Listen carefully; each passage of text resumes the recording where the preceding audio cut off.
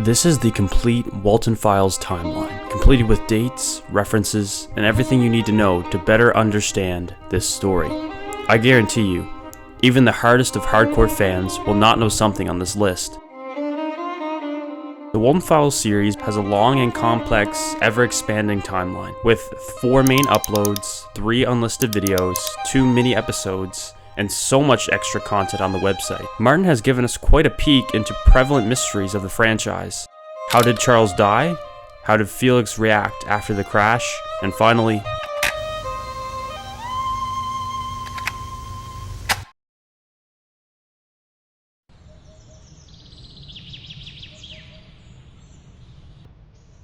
so to start, I'll be placing the opening and closing of Bond's Burgers immediately on the timeline. I do this to add context to later and earlier events, to give a wider picture when placing later events, so you can see if the restaurant was open when a given event takes place. And yes, the restaurant was in fact only open for less than a month. 22 days to be exact. Little did anyone know the event that would occur within this time span, but I'm getting ahead of myself. So let me tell you a story. One of an ambitious man who worked harder than the rest, his attempts to cope from pushing his body to the limits, leaving him to push his loved ones away, leading him to the ultimate consequence.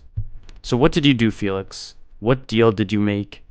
And what were you willing to sacrifice to cover your...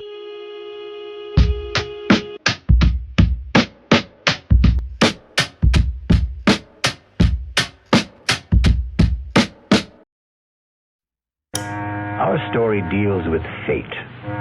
Some call it luck. Whatever it is, it works in the strangest ways to reward us or defeat us.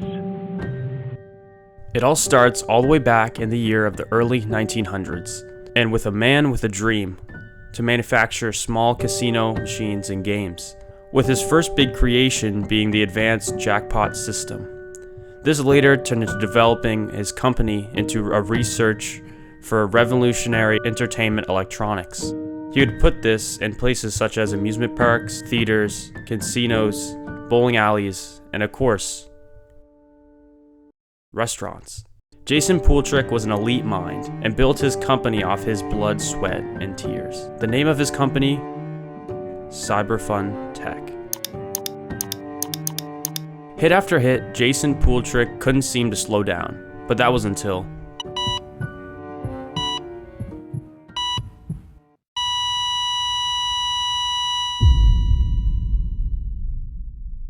Jason Pooltrick dies of heart failure, leaving his son, Norman Pooltrick, to take over Cyberfun Tech and continue his legacy.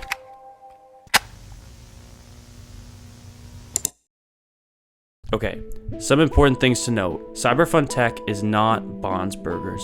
Cyberfun Tech is the company that BunnyFarm Incorporated hires to build the animatronics. Also, this information is from an old version of the Find Jack Walten website, as to why the reference in the bottom corner is orange. Since it got removed, it is unclear if it is still canon, so anything that is green is a confirmed event in the timeline, stuff like Bond's Burgers opening and closing, or Felix's crash cart date, times, etc. Orange are events that are questionably canon, and red are things that are theories based on evidence. 1958. 2 young inventors attend their engineering and business classes in college, easily becoming friends with a common interest in business and mechanics. After much thought, they both came up with a brilliant idea of animated performers, in which they would build their first company together 4 years later, in 1962. They named this company BunnyFarm Incorporated, with the CEO being Felix Kranken and the co-founder being Jack Walten. By the time in the early 1960s, it seems Jack and Felix were doing great. Although business was tough, working long hours, they still brought time and attention into their personal lives. By August of 1965, Jack has been married for a long time and has his 3rd kid, Molly, in August 22nd of 1965. Linda, Felix's partner, also moved in with Felix in this month of August of 1965. And this is also an important date, for this is when the pitch for Bond's Burgers was given to the company Cyberfun Tech, getting the mechanical backing it would need. Everything is on the rise, and all their hard work is finally paying off. And as the company grows, they need more staff. They hire their first staff April of 1967, with an important member of the team being added in October of 1970. and a computer engineer in Charles Brooks. Also assuming a mechanical engineer in Susan Woodings would have been added to the team around this time, although there is no information on when she joined the company as of this recording. And as you see on the timeline here, in the 1970s, we are slowly approaching the opening of Bond's Burgers. And we aren't told much in between this time, besides obviously they're getting ready the restaurant, installing arcade machines, and tweaking the animatronics, movement, as well as facial recognition features, in which Jack's 3 children were the test subjects for this facial recognition feature on the animatronics. And a quick side note, in episode 1 you get the death of an employee with a weird animation in which it got a lot of criticism for at the time. But now we know that that was just simply Bond's facial recognition software scanning Brian Stelz's face. Obviously Bond scanned it wrong as to the message. He thought he was her, probably because Bond had been in the bunker for years at that point. But that takes us to May 2nd of 1974, the night that would change everything.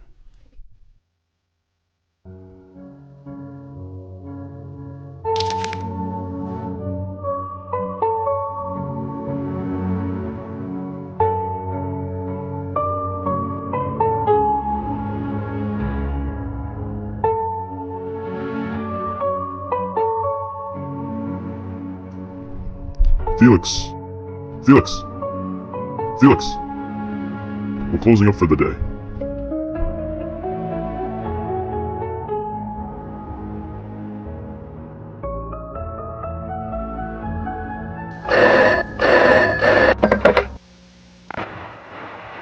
Hello? Felix. Jack, what is it? Listen, I was wondering if you could do me and Rose a small favor tonight. I don't know, Jack. Today's been it's about and Molly. They have a school event tonight, a school party, and they have no one to pick them up. I need to stay at the workshop to finish the paperwork, and Rose is taking Sophie to the dentist. We were wondering if you could pick them up for the event and take them home later. Tonight? Yeah, if it's...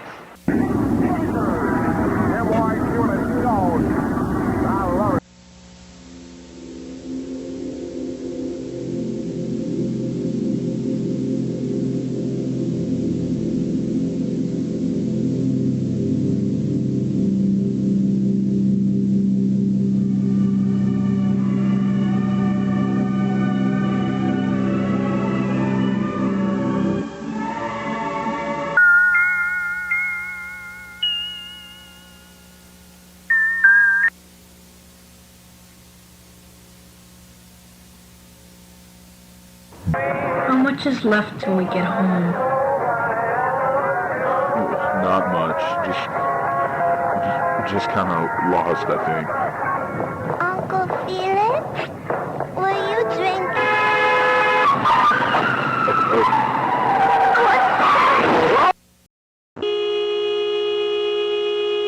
25 new messages.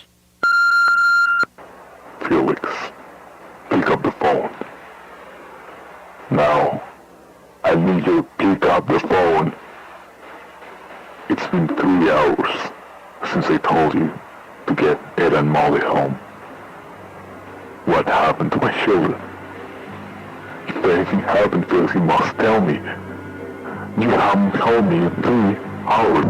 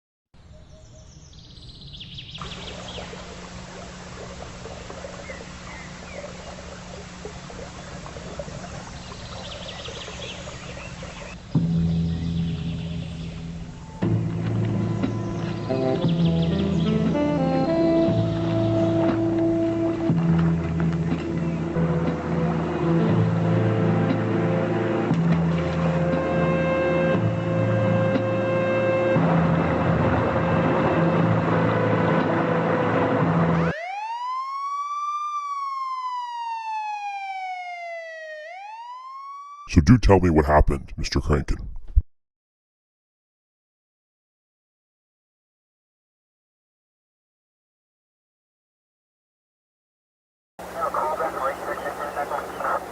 Negative K, nothing further, just take candy on the corner. Alright, I go Alright, 10 flight, 62, 1090. And that wraps up the night and the morning that would change the whole story. Just after this, the Waltons will have a private funeral and just a family for his 2 daughters. This takes place anywhere from May 5th till May 13th. The funeral went down some weeks ago. You didn't tell us? It was private, Charles. Only the family were there. And then we get the biggest gap of time between May 13th and June 11th, almost a whole month, with the June 11th date being ultra significant, with this being Jack Walten's disappearance. More than 3 weeks past the crash, mind you. And that leaves us with a little more after 2 weeks after Jack's disappearance, with the opening of Bond's Burgers, in which, on June 28th, 1974, Bond's Burgers officially opens its doors. But Bond is acting funny on this day and is shelved in the back, with an employee wearing a separate Bond costume. The Bond animatronic won't be performing this week. They got to do an extra week of maintenance on him. We do have a costume, a Bond costume. June 30th marks the date of the first birthday at Bond's Burgers. Weirdly, Felix did not show up this day, with Charles leaving early due to sickness. Take a few more minutes to take him to the backstage, just to make sure everything's okay. I'm the only one left. Chris left some hours ago, and Felix didn't even show up. I'll leave and close the restaurant when I'm finished. Hello? This leads to Felix sealing off the back rooms after what is obviously a very bloody Susan in the Banny suit, leaving Banny sealed away for the foreseeable future, leaving the employees to store the remaining animatronics in the men's bathroom. Weirdly, Felix says that Bond will be on stage the day after, on July 2nd. Bond will be back on stage by tomorrow. Yeah, Felix set it up himself, so maybe they worked out the differences after all. Also, this marks the day that Felix bans Rosemary Walten, Jack's wife, from entering the restaurant. Susan's disappearance doesn't go unnoticed, with Charles being the first and Norman Poultrick, the head of Cyberfun Tech, writing to Felix angrily about the disappearance of Cyberfun Tech's most brilliant mind. And here we find another blank slate of the timeline with no events we know of until July 14th, a complete 2 weeks after this incident. This date, we know that Charles' daughter is having a birthday. How's Lily, by the way? She's fine. Spending time with her mother for the weekend. We have a birthday party coming up. Birthday party on the 14th? Yeah, the 14th. We're going to be using the Billy robot. It's actually the daughter of one of our associates. We actually have a new one. What's his name? Bobby the Clown. Billy the Clown. Billy.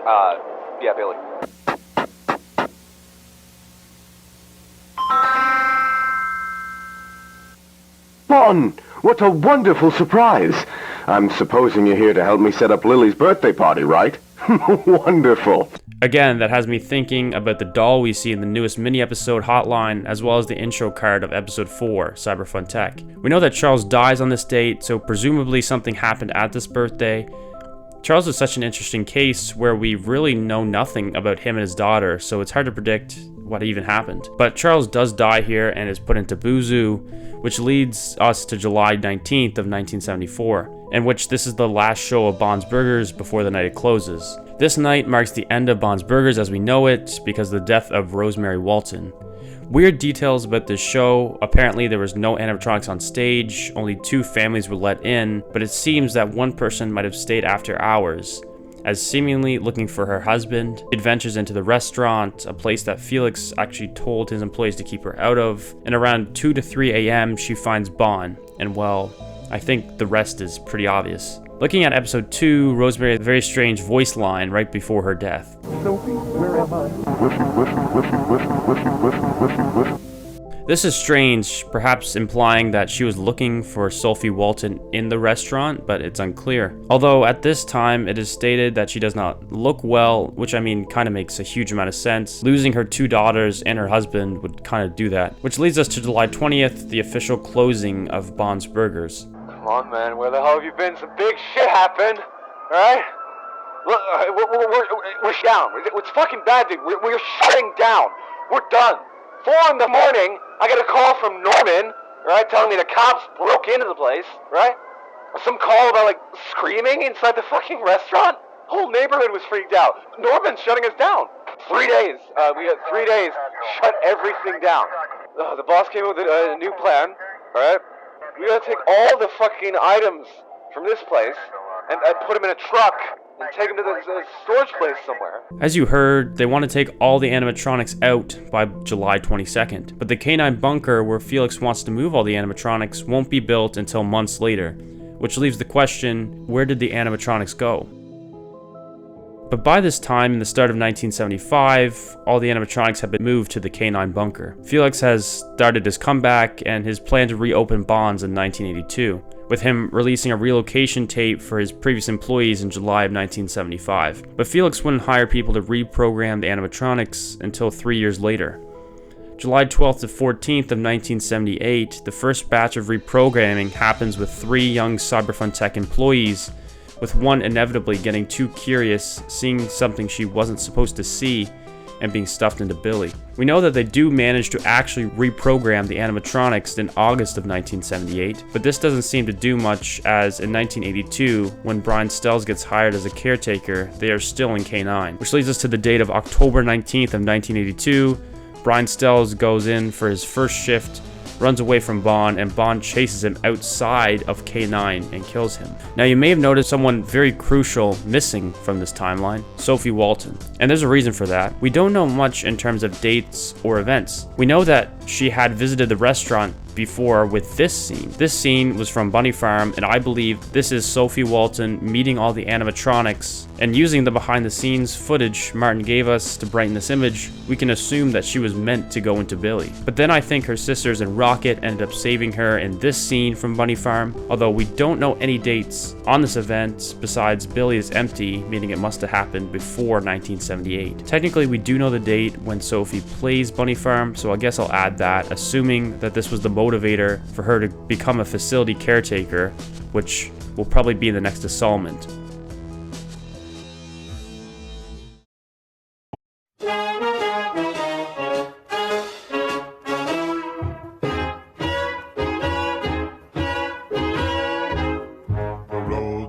The dustiest, the winds are the gustiest, the gates are the rustiest, the pies are the crustiest, the songs the lustiest, the friends the trustiest. Where